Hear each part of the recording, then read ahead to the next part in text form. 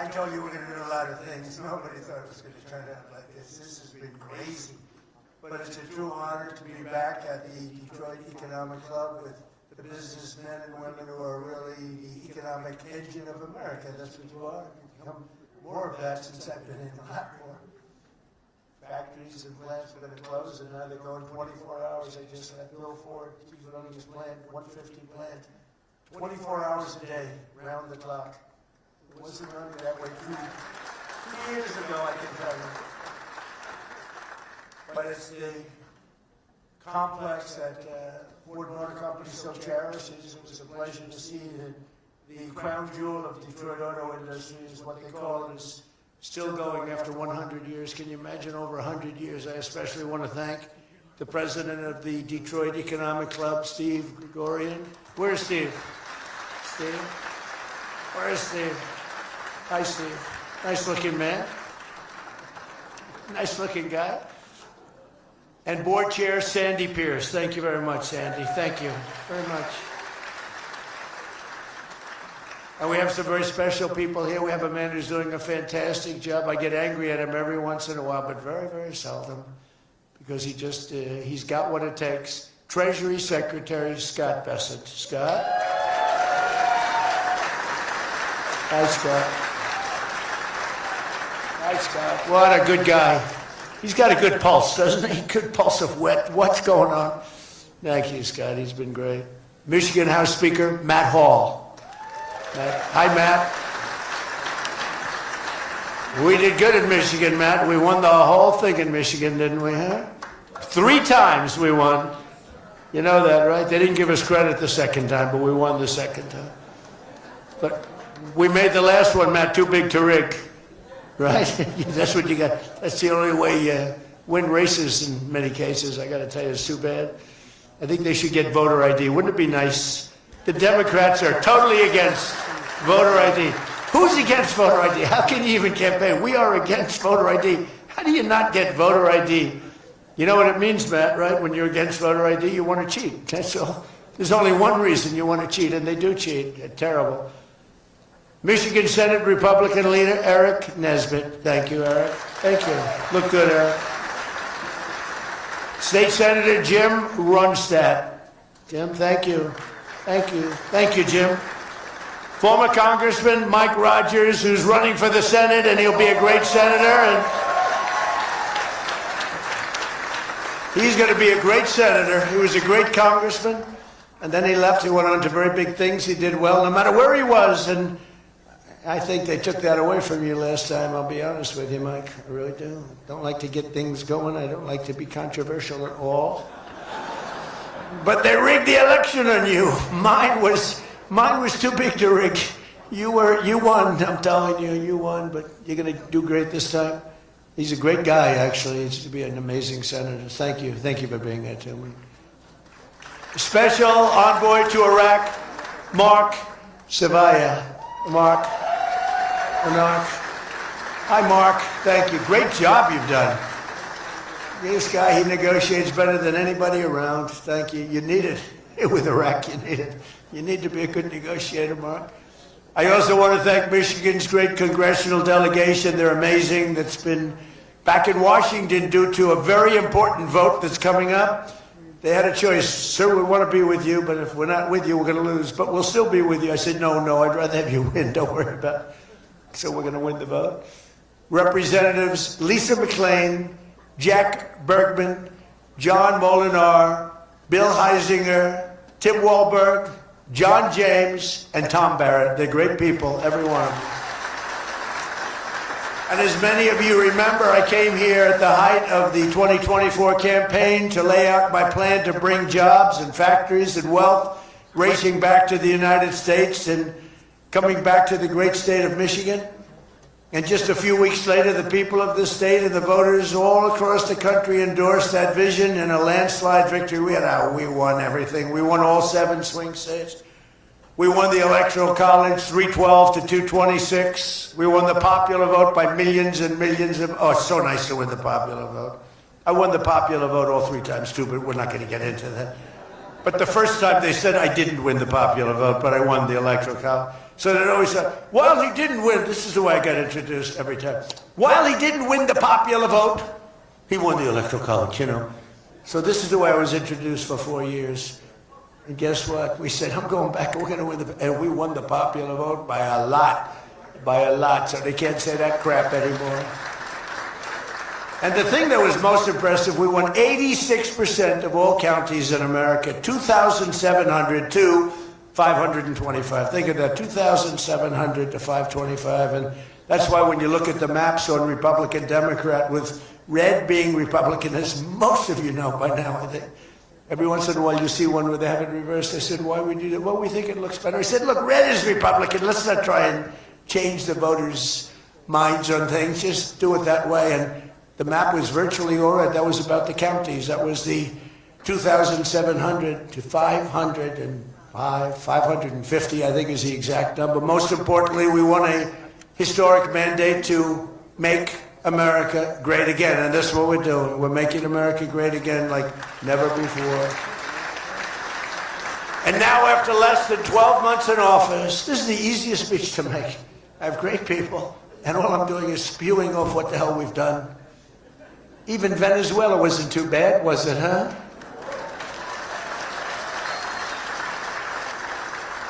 But you have people, Democrats, they say, I don't know if we should have done Venezuela, I don't know. Anybody that says that hates our country, okay? That was as flawless an attack as there has ever been. And they asked us to help them. They have 50 million barrels of oil. They said, take it. It's $5 billion. And we did. We're working with the Venezuelan people and representatives, and it's amazing. But that was an amazing situation. But we did al-Baghdadi, flawless. We did Soleimani, flawless. We did the Iran nuclear attack where we wiped out their nuclear capacity, which would have been very bad. You wouldn't have peace in the Middle East, flawless. We did them all flawless. I want to keep it going that way, too. I like flawless. Think about Jimmy Carter, the great Jimmy Carter, with the helicopters crashing, the hostages all over the place. Remember that one? Think about Sleepy Joe Biden with Afghanistan. What a disaster. The most embarrassing day in the history of our country, in my opinion. Real dope. Now, after less than 12 months in office, I'm back in Michigan to report to you on the strongest and fastest economic turnaround in our country's history. It's really been historic. There's never been, we're not 12 months, we're through 11 months. We've got $18 trillion being invested in our country. The most of any country ever was 3. We're at 18. There's never been anything like this. You are so lucky I allow you into this room to even be with me. I'm kidding. I'm kidding. The fake news will say, Donald Trump thinks he's hot stuff. Right now I'm feeling pretty good, though, I will say. Oh, you're so lucky to be here. Under our administration, growth is exploding, productivity is soaring, investment is booming, incomes are rising, inflation is defeated, America is respected again like never before, and other than that, we're not doing that well. Now think of all those things I just said. Every single inflation down, growth at an all-time high, stock market every day, 48 days in a row, 48 days during the course of 11 months, we hit a new high on the stock market, all of them. 1 year ago, we were a dead country. Now we are the hottest country anywhere in the world. That was said to me by many leaders. By almost every metric, we have quickly gone from the worst numbers on record to the best and strongest numbers, the most dynamic numbers, and an economy that is far ahead of even my optimistic. I had a very optimistic schedule, I thought. I didn't think it was, but people said it was very optimistic. Turns out to be very pessimistic by compared to what we've done. But we'll go down as the greatest in history, greatest first year in history nobody's ever had, just based on the numbers. Based only on the numbers, not based on me, based only on the numbers, because, you know, you get these guys like the governor of California likes to say how well he's doing. California's doing horrendously, but he says that well. We base it on numbers. There's never been numbers like this. Through 4 long years before I took office, crooked Joe Biden and his allies in Congress inflicted the economic nightmare known as stagflation. How many times have you heard the word? We hit it with Joe. We hit everything. What a disaster. Meaning low growth and high inflation. How does that work? Not good. So you have lousy growth and high inflation. In fact, it's the lowest growth ever and the worst inflation in the history of our country. That is really tantamount to not having a good 4 years, right? In other words, Sleepy Joe and the people that ran the auto pen were a complete and total disaster for our nation. They were a disaster for our nation. Had they won the election less than 1 year ago, we would have been, as I've often said, Venezuela on steroids. Now I'm Venezuela's biggest fan. We're working with them, but they came down from a very high number to a disaster, a disaster. And we would have been Venezuela on steroids, and we're bringing Venezuela back, and we're going to be great for Venezuela, great for our country. We're taking in, as I said, millions and millions of barrels of oil, and now they're coming in initially on a daily basis, 50 million, and values of over $5 billion. That's in one day. Just think of it, the biggest ships in the world can take 1 million barrels. The biggest ships in the world take 1 million. We have 50 million barrels. We need 50 of the biggest ships in the world just to get it out. We're bringing it in to be refined. It's an incredible feeling. It's great. Winning is a good thing. We're going to work with Venezuela. We'll make that country very strong again. We'll get oil prices down even further. We have it down at about a 6-year low, 7-year low, but we're going to get it down further. Joe Biden gave us a colossal stagflation catastrophe, but my administration's rapidly and very decisively ended that. We have quickly achieved the exact opposite of stagflation, almost no inflation and super high growth. So we have the highest growth we've ever had. Think of that. The highest growth we've ever had, and we've only been there 11 months. Think of what we can do for the rest of it. But do we have wood around here? I want to knock on a little wood. They have one little, everything's plastic nowadays. It's very tough. Now we have the greatest growth, and we have, inflation way, way down. But we inherited terrible growth, and we inherited the worst inflation in the history of our country. The fake news would say 49 years. So when I say the history, they give me a lot of time, but I believe it's the history. But let's say 49 years. Would you say 49 years is okay, right? It's pretty bad. What do you think, Mr. Senator, Mr. Future Senator? I'd say 49. What sounds worse, 49 years or history? I think 49 years almost sounds worse. Maybe I'll just use it and I won't argue with these people. As of this morning, core inflation for the past 3 months has been just 1.6%. The numbers we just announced just before I came on stage. And GDP is smashing expectations with the fastest growth for this country in many years. The fourth quarter is projected at 5.4%, and that's despite the Democrat shutdown where we lost at least 1.5 points. The Democrat shutdown, we would have had close to 7. Think of that, close to 7 they were projecting to, the fakers were projecting to. And if we keep deregulating and adding more capacity, like I saw today at Ford, and if we don't raise interest rates every time good news is mentioned. In the old days, I'm probably old. I used to be up at these lecterns and I'd say, I'm younger than pretty much everybody in the room. Now I say I'm older than pretty much everybody in the room. I like it the other way better, actually. But you're too young. But in the old days, when you had good numbers, interest rates would go down. When you had good numbers, the market would go through the roof. That's the way we're going to make it again. That's the old-fashioned way. That's the right way. Today, if you announce great numbers, they raise interest rates to try and kill it. So you can never really have the kind of rally you should have. What happens and what we want, we're going to have a lot of great months, a lot of great quarters. I want the market to go up. You announce unbelievable numbers and the market goes down because they know you're going to do everything possible. In the Fed, we have a real stiff in the Fed, but that's for another day. But they raise rates. So everyone says, oh, they announced great numbers. It's great, great, great. And the market goes down because they immediately raise rates. No. When the market goes up, they should lower rates. You want to see 20% and 25%? You want to see what we can do? We've got to go back to an old standard. When there's good news, the market should go up, not go down. Does that make sense to everybody? And that's the way it used to be for most of the time. That's the way you make a country great. But our growth potential is unlimited and it could be much higher if we went back to sanity We're not doing it anymore. We're talking about the head of the Fed, and I want somebody that when the market is doing great, interest rates can go down because our country becomes stronger. See, you view it differently. Our country becomes stronger, and therefore interest rates should go down, not up. They kill every rally. If it's, no matter who, if it's beyond me as president, it's no matter who's president. You have a good quarter, and they want to kill it because they're so petrified of inflation. And growth and inflation don't necessarily go hand in hand. You can have growth and very low inflation. In fact, oftentimes growth is good for low inflation. So we're going to work on that, Scott, right? I think we're going to work on that very hard. I mean it so strongly, it's sickening. We announce good numbers and we see the stock market drops 300 points. I say, what the hell is going on? Do you agree with me? It should be just the opposite. All right, Scott agrees, so I'm very happy about this. That means if he didn't agree, I wouldn't do it.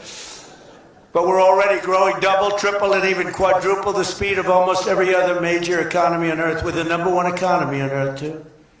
And the results are in, and the Trump economic boom is officially begun. It's really begun almost from the beginning. Almost begun if you look at it really from November 5th. You know, on another metric, just before the election, it was almost impossible to get people to join the military. We had the worst enlistment in the history of our country, the worst. You couldn't get people for the Army, the Navy, the Air Force, the Marines, Space Force, the Coast Guard. You couldn't get people.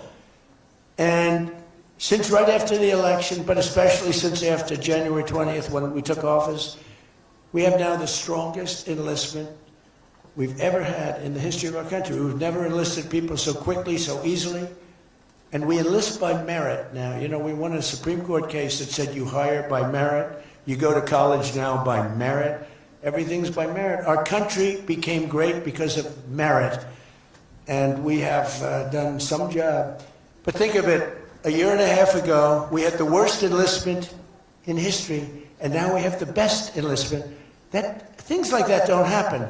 You might go from the bad enlistment to okay, but you don't go from the worst in history to the best in history. But that's what we've done, every one of them. And that includes police and firefighters. It was very hard to get police. It was very hard to get firefighters, and now everybody wants those jobs.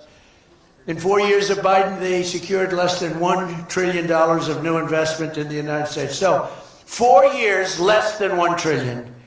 In less than 1 year, I've secured commitments for over $18 trillion from all over the world, the most ever for any country.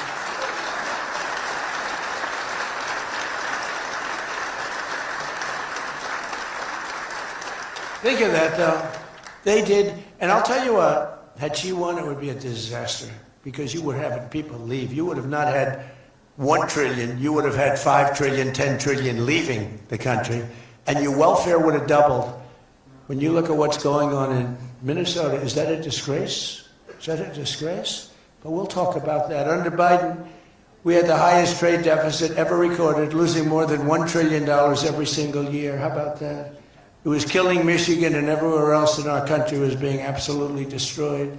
But in a matter of months, largely because of tariff income and the election result, we've slashed that gaping trade deficit by, in a short period of time, 62, it just came out, 62%. People are stunned. The fake news back there, look at those cameras rocking and rolling.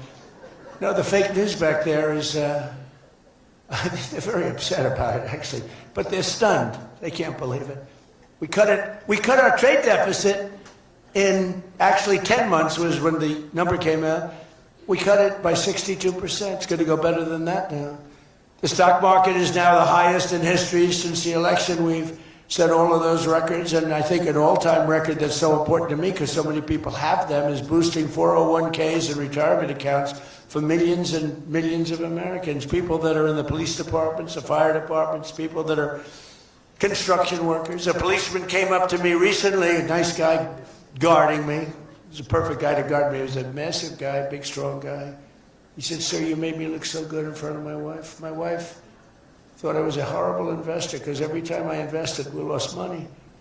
And we have a 401k, and I'm up like 85%. She thinks I'm Warren Buffett. She thinks I'm brilliant. She's now calling me brilliant. It makes my life much easier. I love my wife much more now. She calls me brilliant every time. I said, don't worry, you're going to do even better for the next 3 years. But one of the biggest reasons for this unbelievable success has been our historic use of tariffs. There was the tariff that made America strong and powerful in past generations, and then we got off and we went to the income tax system. Great going, fellas. You know, we were the strongest in 1887, relatively speaking. That was around the McKinley time, Teddy Roosevelt and some others, but we were really strong. It was all tariffs. And I know what happened. Some of these countries got together and they say, hey, convince the United States that it's no good, the tariff system is unfair to us. And so some genius, I know who, I don't want to get into it, but some genius said, oh, let's go to an income tax system. So instead of foreign companies and countries paying everything, the people started paying. And then after that, you had a depression, but that was a long time. That was in like 1913, you had the tariff switched into income tax. And then in and they like to blame tariffs. You ever notice they blame tariffs? No, they brought tariffs back in 1932. They brought them back to try and save the sucker. But it was in 1929, because a lot of people, you know, the anti-tariff people. Now, an anti-tariff person is a pro-Chinese person, like Coke. This guy's fought me in every election I've ever been in, and I've kicked his ass. He inherited a lot of money, and I don't know the gentleman. But he fights me, and then he goes out and says, I made more money with Trump than I ever made in my life. And then he supports these other people that were total losers. Gives them a lot of money.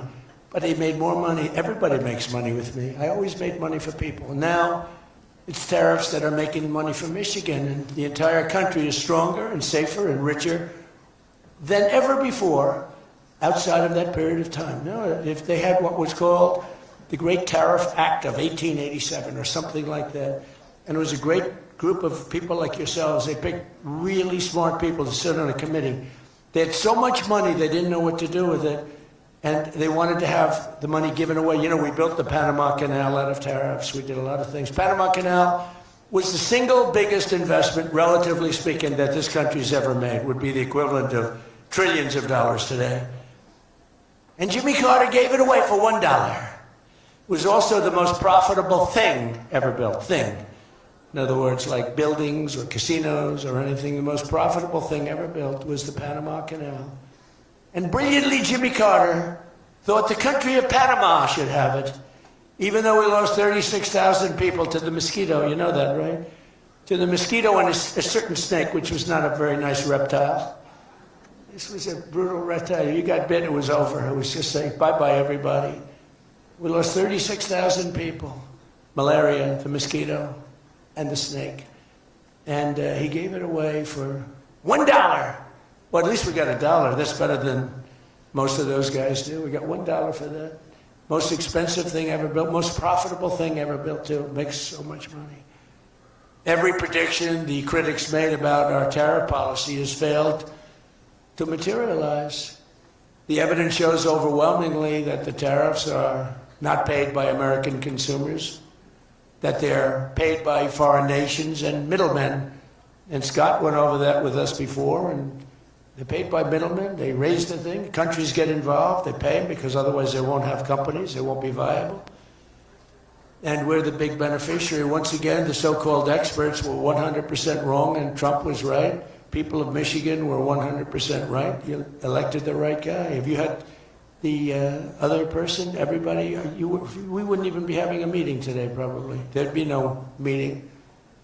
The economic club would be saying like, man, we're doing bad. It's going to be awfully tough to get people to show up. This is going to be tough, the chairman. This is going to not be a good day for us. We don't want to have, let's cancel the meeting immediately.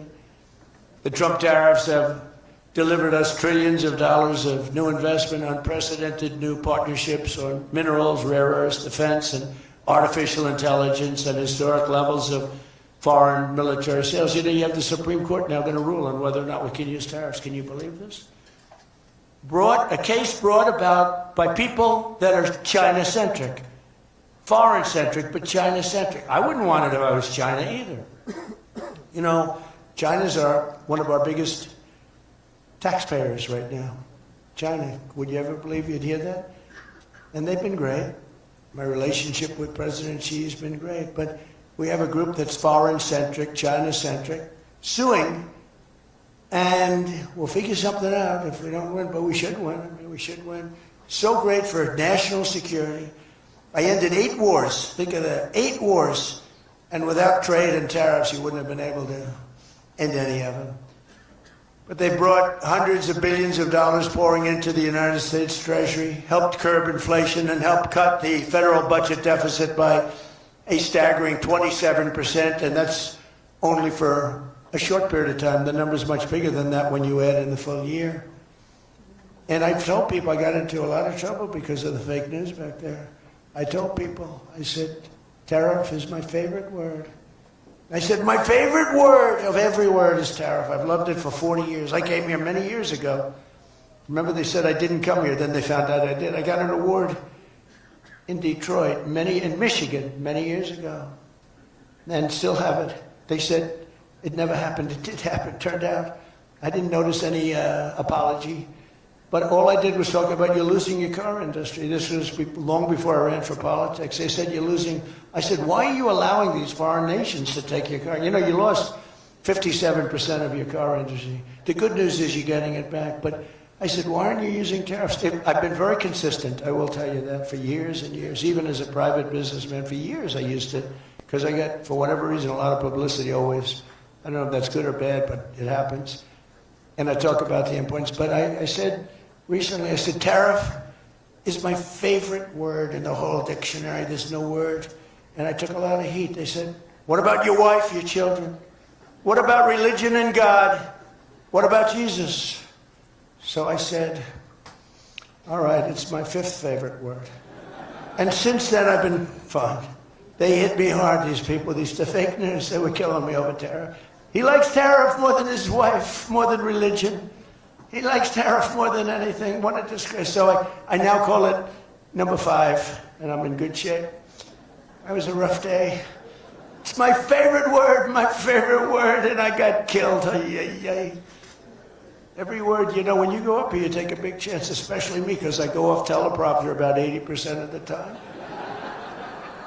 But isn't it nice to have a president that can go off teleprompter? What do you think? Remember the speeches Joe would make? First of all, they'd last a matter of seconds, you know. Thank you very much. You ever notice Joe would always cough before a speech? State of the Union, he gets,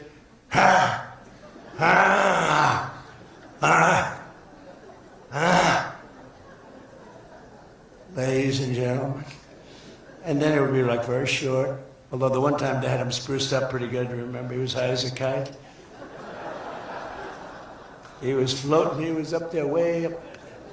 That was a bad speech.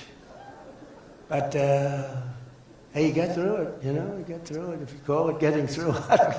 This country was so, can you imagine allowing 25 million people into our country, many of them criminals, many of them murderers? What he did to this country, what they did, because it was the people surrounding that beautiful, resolute desk. But just as I promised you that I've imposed a 25% tariff on all foreign automobiles, I'm standing up for the American auto worker like no president has ever stood up before. You know, those tariffs are keeping the foreign auto workers. Now, if they want to come in and build the plant and hire you and hire your friends and your neighbors, that's great. I love that. Let China come in, let Japan come in. They are. And they'll be building plants, but they're using our labor. U.S. auto factories are now seeing more than $70 billion of new investment. Think of that. They were leaving. They were all going. They were going in the opposite direction. Now they're pouring back. It's the greatest. Nobody's ever seen anything like it. And much of that money is coming right here to the car-making capital of the world, Detroit. You lost, I mean, so many places.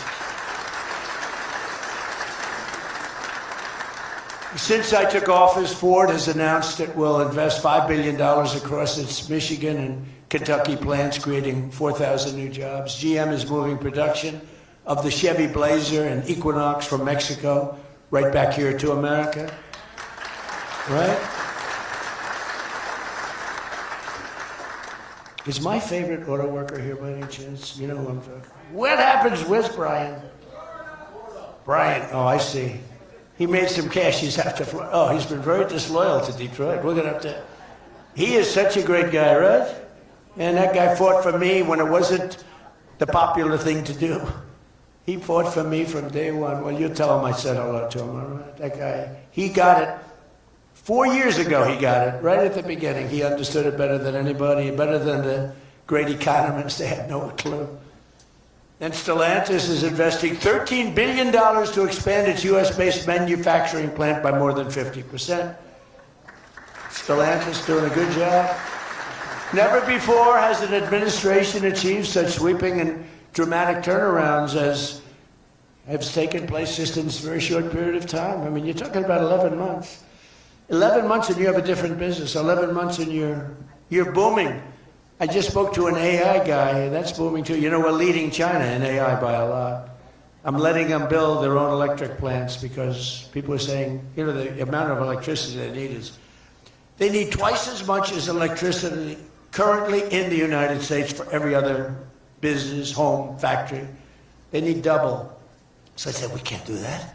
And then I had the idea. When they build these $50 billion plants, I'm going to let them build, and they're already building big electric plants to take care of their plant. And any excess electricity, they'll sell it back to our country. It's an unbelievable, and therefore, we're going to build, I think if they really add it, you know, you hear how much, and I have great respect for China, but you hear they're building a lot of electricity, but we are too. But we're having it built privately. They're going to own their own electric. They're becoming their own electricity producer. And when they heard this idea, they thought it was great, but they didn't take it seriously because they said it's too good to be true. But then they realized that I was serious. They were getting them 2- and 3-week approvals. They don't have to wait for 20 years before they get rejected. You know, in the old days, they had to wait for 20 years, and then they get rejected at the end of 20 years. Guys would give up their whole career trying to get one approval, and then they get rejected. In every aspect of our agenda, we're putting America first, and nothing will stand in our way. Nothing's going to stand in our way, nothing.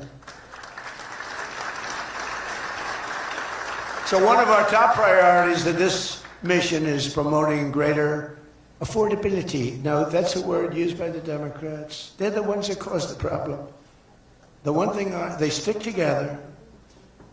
They don't have some of the people that we have. I don't know, it's a genetic thing. It's something in the blood. We got some real losers, mostly great. But I wouldn't use the name Romney because I'm in his sort of territory, so I would never use that name. But, all right, I'll use it. They don't have a Mitt Romney that votes against everything. They don't have a Rand Paul that votes against everything. I got him elected twice. He was a stone-cold loser. I went to Kentucky where I won by a lot. I did a rally for him. Then I did another rally, he won. Then I went the second time, he won. Then he votes against all the time. It's just crazy. I don't get it. Then you have Lisa Murkowski and you have Susan Collins. Disasters. And you had a gentleman from Indiana that I don't believe it, Todd Young, he voted against. And you'd say, why are you voting against? They can't give you an answer. They're unable to give you an answer. It's like, why are they against the attack on Venezuela? They're against the attack after they found out it was the most successful attack, probably the most talented, brilliant, tactically attack that we've had maybe in 100 years. And they're against it. Why? It's one thing if the attack failed. I'd probably do that too. It'd change. I'd be in favor. Then if it failed, I'd say, I told them not to do it. That's what they do. But here we have one of the most successful attacks ever. And they find a way to be against it. It's pretty amazing. But it's a shame. And we have some others, but not many. We have a great party, but we have people, the Democrats, whether you like them or not, they stick together like glue. They have horrible policy. Thank God they have horrible policy. Because they're smart, they're evil, they're vicious, but they're bad policy. For instance, you could be a genius and try selling men playing in women's sport. You could be a genius, try selling transgender for everybody, open borders, let the world come in, let the world's prison population come into the United States, including all of the murders, 11,888. That's what we're trying to get out of Chicago and Minnesota and these places. So they stick together, which I admire because I'm a very loyal person, but they have horrible policy. Can you imagine if they had good policy? They were on this morning talking to all the reasons that men should be playing in women's sports. They had a football guy there, flag football. This guy was like 6'6", he weighed 290 pounds with zero body fat. And they had a few young women. They were the size of his leg. He wouldn't have had to run. He could have just walked. They couldn't have done a thing about it. 10 of them would have to jump on him. That wouldn't have had any impact. I don't think he would have been like a fly. It's so ridiculous. It's so demeaning to women. It's so demeaning. Look at the weightlifting records. I mean, the record got beaten by 112 pounds, a record that stood for 18 years. 1 ounce they'd put on, stood for 18 years. Guy comes along, who was a poor lifter as a man. He was at the lower portion of the class. Comes along and broke the record by 112 pounds. Think of that. They fought for years to beat that record. How about the swimming records? I mean, you can go to sleep during the time the man comes in and the woman. You can go take a nap for a little while. How about the long distance race that took place not so long ago? Long distance, these marathon deals. They had top men, top women. The man came in. The woman came in 5 hours and 14 minutes and 36 seconds behind the man. Think of it. You're waiting. The man comes in. Now you're waiting 5 hours. What do you do if you're the parents? You go home and sleep for a while. Who the hell wants that? It's so demeaning to women, and who are great athletes. It's so demeaning to them, and it's right now in the Supreme Court. I can't believe it would even go to the Supreme Court. I mean, could you imagine 20 years ago talking about men playing in women's sports? They'd think you're crazy. Or transgender for everybody. If you said there will be no mutilation on children, that's one of my standing lines. We will not allow the mutilation of a child. Can you imagine having to say that 15 years ago? People would say, is that guy crazy? Of course we won't. But we're living in a different time. It's a crazy time we're living in. After real wages plummeted by $3,000 under Sleepy Joe Biden, real wages are up by $1,300 in less than 1 year under President Trump. For construction workers, wages are up $1,800. Don't forget, they were down $3,000. Factory workers over $2,000, and for many other workers, over $5,000. And I just gave the military, because we're doing so well, we're taking in so much money with the tariffs, I just gave them $17.76. You saw that, right? Did you see that? They had 75, and I said, you know, if you had one more dollar, $17.76. They said, that was a good idea. We could afford one more dollar. We gave them $17.76. Meanwhile, grocery prices are starting to go rapidly down. Rent is down. Airfares are down. Hotel rates are down. Cell phone prices are down. And we're just getting started. But more importantly than going down, our growth is through the roof. It's way up. Among my first acts in office was to end the radical left war on oil and gas and stop the crusade to kill American energy, and frankly, to open up cars so that you don't have to have an electric car. I love electric cars. I think they're great. I like Elon a lot. I don't think he was too happy with my policy of opening it up, and I can understand that. But I've been saying it for 4 years. They wanted everybody to have an electric car in a very short period of time. There was no way to build the stations. There was no way to get it done. I want you to have gasoline-powered cars. I want you to have electric. I want you to have hybrids. I want you to have everything. Hydrogen, I don't know about. I'm hearing it's not testing so well. It's fine, except when there's an explosion, you're a goner. Now, have you heard that with hydrogen? One guy is trying to sell hydrogen, and I say, yeah, but, sir, that only happens 1 in 100. Oh, great. When it happens, they find the body like 300 yards down the road. So I said, I'll pass on hydrogen. Maybe there's something I don't know about, but is anybody in the hydrogen car business? Gasoline is now under $2.50 a gallon in 17 states and under $2 in many places. We have some states it's $1.95, $1.99, $1.97.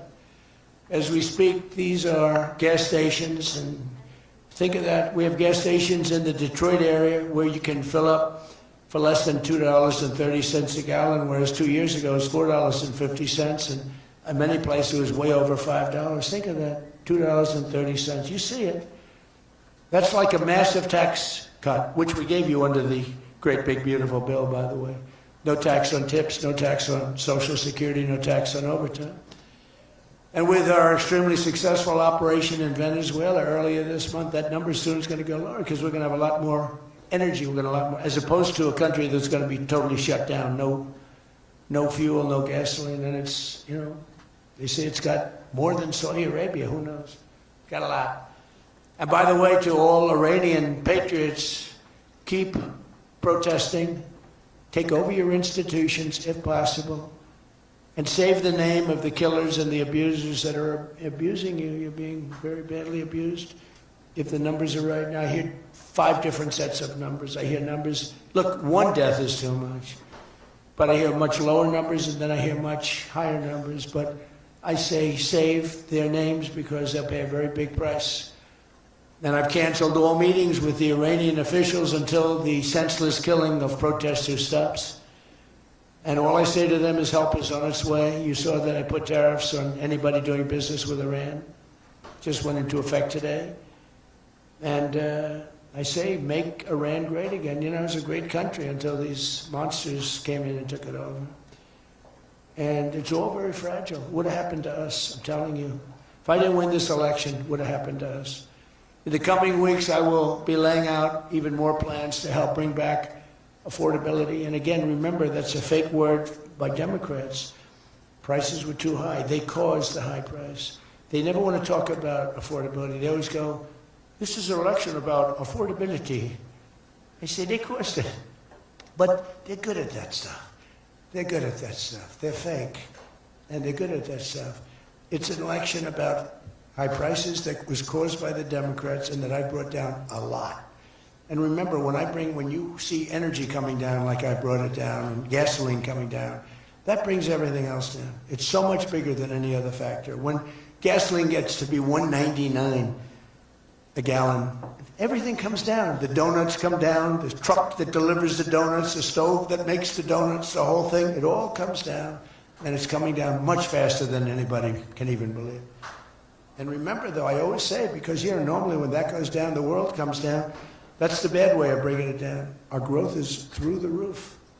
So I always want to say that whenever I say prices are coming down, but our growth is going way up. 2 beautiful events, the exact opposite of the Biden administration. As part of those efforts at Davos, next week I'm going to provide much more detail about our housing policies so that every American who wants to own a home will be able to afford one. We have some great things happening with housing, as you know. You saw the $200 billion buy-in on bonds and mortgages. This will include a ban on large institutional investors buying up single-family homes all over the country and making it impossible for people to buy a home. And I've also announced that the U.S. government is purchasing $200 billion of mortgage bonds to bring down mortgage rates, and it's had a huge impact. It's already started. And just last week, the average 30-year mortgage dropped below 6% for the first time in many years. It's coming down very rapidly, and that's not with the help of the Fed. If I had the help of the Fed, it would be easier.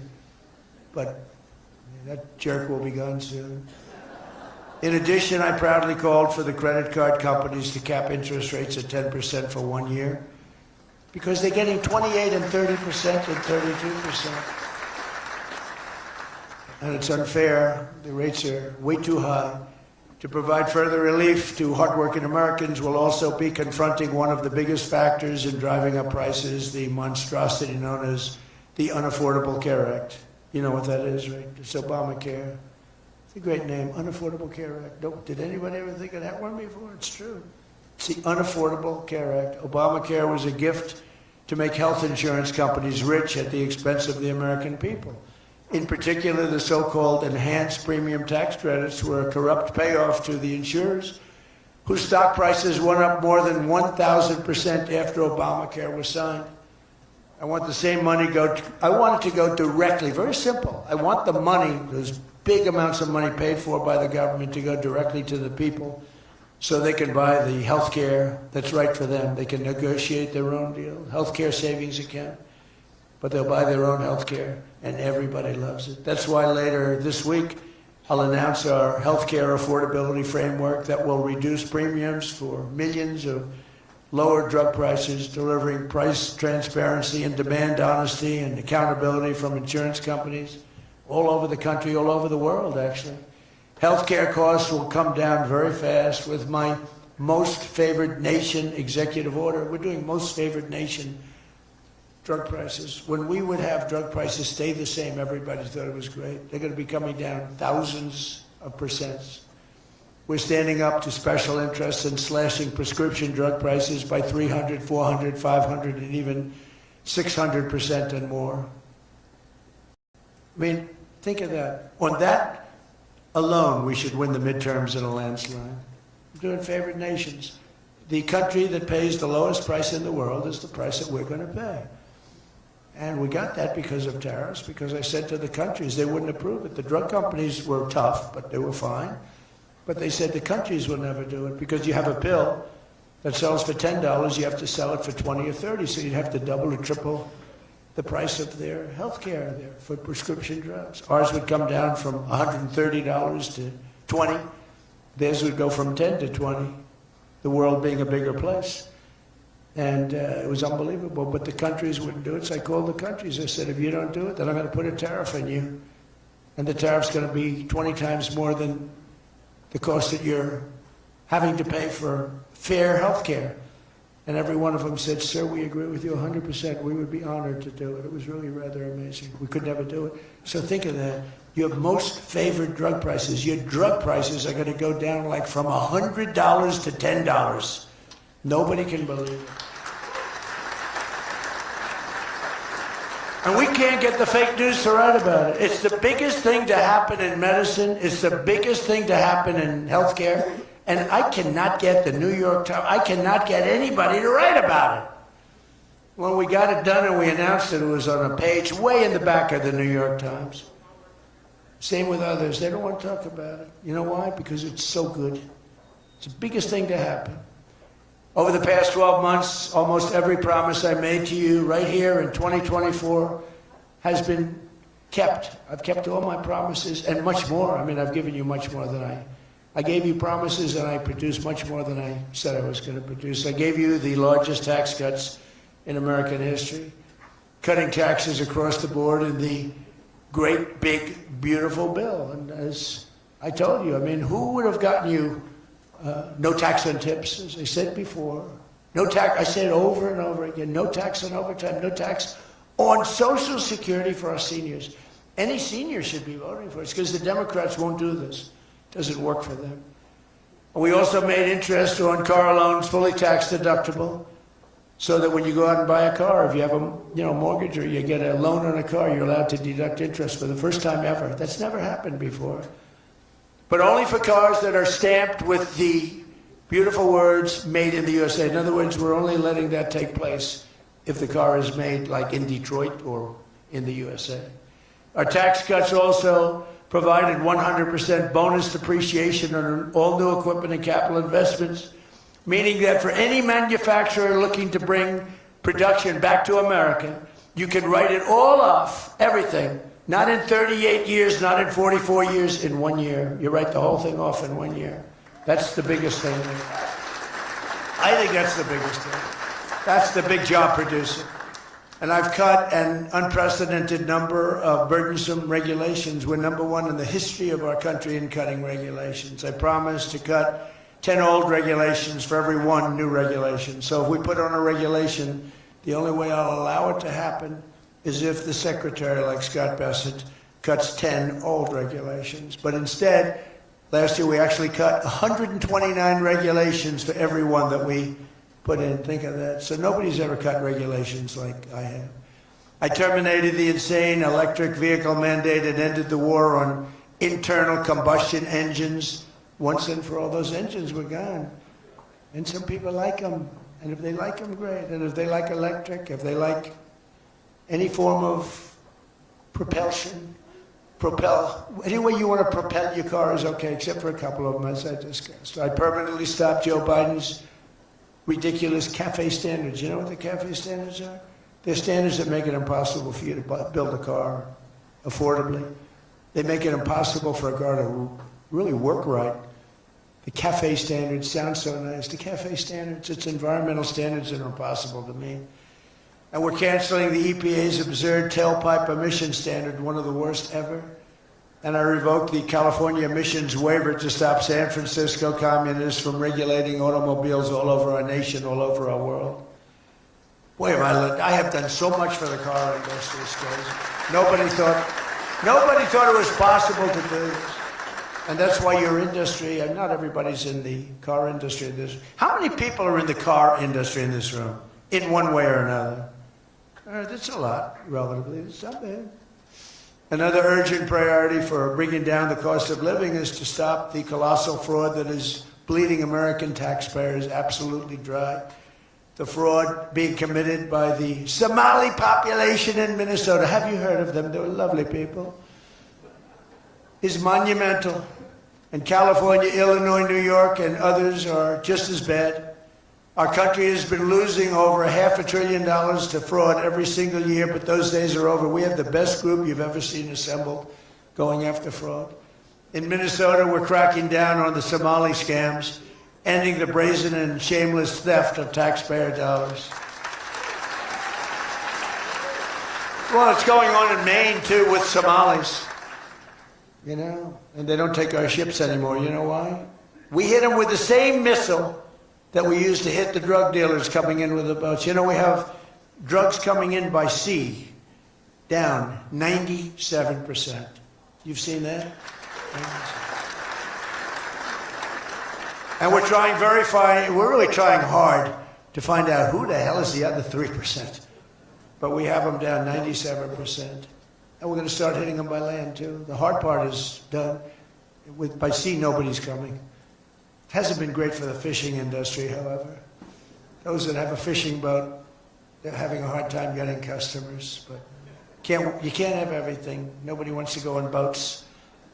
Nobody wants to go like 25 miles an hour. When you see a boat with 5 engines on the back of it going 65 miles an hour, and it's loaded up with hundreds of bags that you see cellophane with white, typically it's not fishing. How about the couple of submarines we took down? We took out 2 submarines, and the Democrats say they were fishing. No, they were submarines. They were actually, they build a very fast, it's a drug-carrying submarine. They have a lot of money. And we took them out, and the Democrats claimed that they were fishing. We shouldn't ruin people's beautiful fishing journey. It's unbelievable what we have to go through. It's really a shame, actually. We've frozen all children's payments to those states that we're talking about, and we will now require proof of attendance in order to receive federal funding for child care or any of that. How about all these child care places in Minnesota where there is no children? They go there, they get paid millions and millions of dollars. The biggest operation in all of Minnesota had no children. And we pay millions of dollars. They're scammers, they're scammers. They always will be. And we're getting them out, and we're not going to pay them. We're not going to pay Minnesota. Right, Scott? We're not paying Minnesota any more money for any of that crap.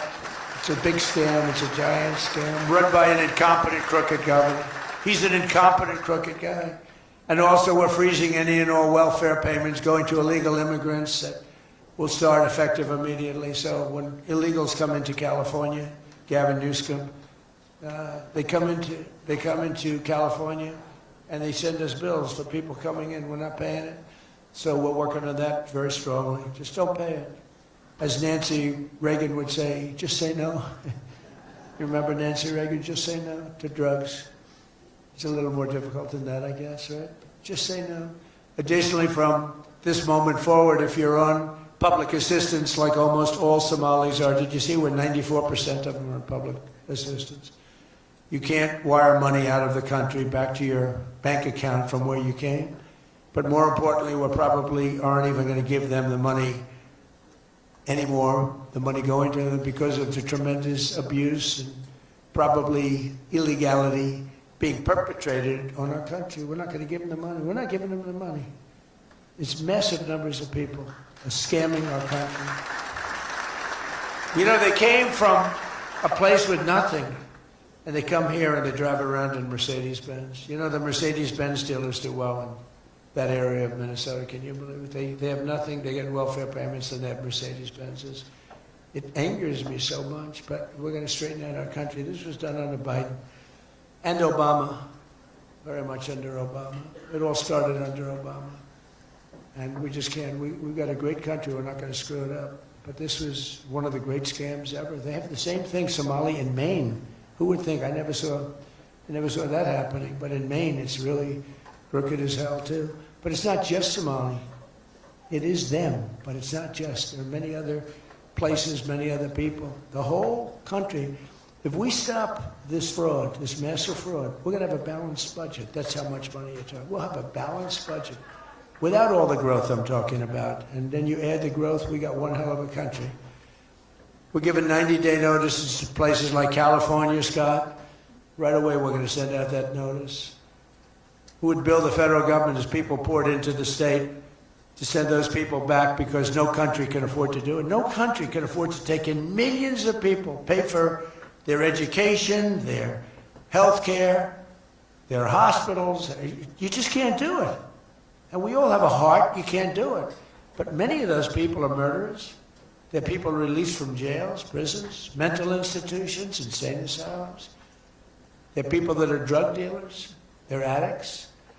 Additionally, starting February 1st, we're not making any payments to sanctuary cities or states having sanctuary cities because they do everything possible to protect criminals at the expense of American citizens, and it breeds fraud and crime and all of the other problems that come. So we're not making any payment to anybody that supports sanctuary cities.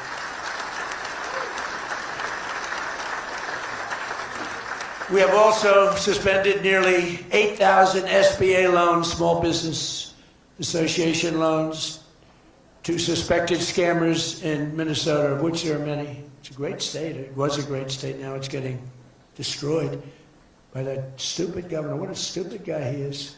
But he's a crook. I mean, he's an incompetent guy, but he's a crook. He allowed this to go. You can't have corruption on a scale that nobody's ever seen before, and you're sitting as a governor and you don't know what's going on. It's impossible, even though he's a stupid guy. We're investigating large-scale visa fraud, and the Department of Justice has already charged nearly 100 people in criminal conspiracies in Minnesota. They're all over the place. Last week we announced that I'm creating a brand new division at the Department of Justice, a legal strike force led by a really tough, smart new Attorney General for fraud. He's a fantastic young guy. He's so impassioned to do this properly. We intend to imprison any fraudster, politician, or public official involved in these sick plots to loot and pillage our country. Think of that Ilan Omar. She lives in Somalia. They don't have a government. They don't have a military. They don't have police. They don't have anything. All they have is murder and robbing ships, bringing in ships, pirates. That's stopped. Same missile, ping. That's the end of them. It's amazing how that can stop corruption. Those missiles, they never miss, you know. The same one, exactly the same one. But think of it, she comes from a country with nothing, and she comes here and she tells us about our Constitution. I have a constitutional right to rip off the country. I guess she's a total scam artist. Anybody knows. How do you let her get away with it? AOC +3. She was one of the three. They're all scammers. They're so bad for our country. They're so bad for our country. Our ICE operation in Minnesota, for example, is finding hundreds of killers, violent predators, and child rapists, some of the worst criminal offenders anywhere in the world, murderers all over the place. All we want to do is get them out. Did you see the pictures that we put up? Hundreds of them.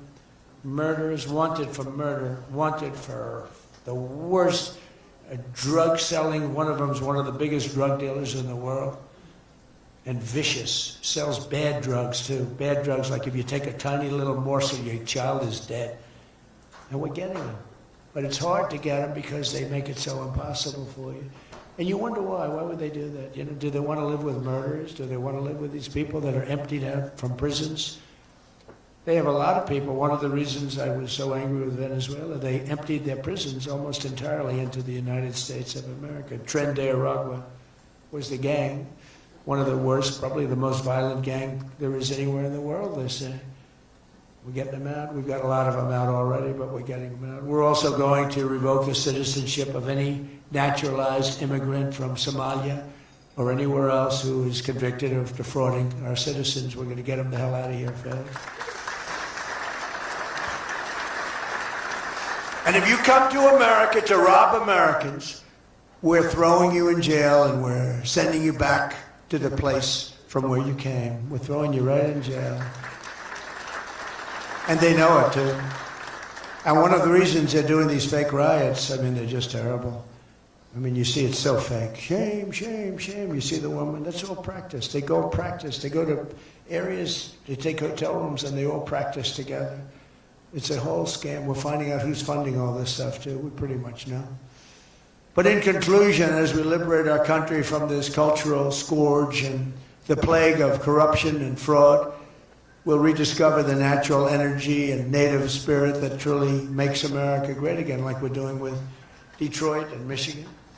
If we get rid of fraud and do our job properly on the trillions that are being extorted out of our country from corrupt and incompetent governors like Gavin Newsom, J.B. Pritzker, and Tim Walz, we will very soon have a balanced budget, and that's the kind of money that we're talking about. We're talking about massive amounts of money.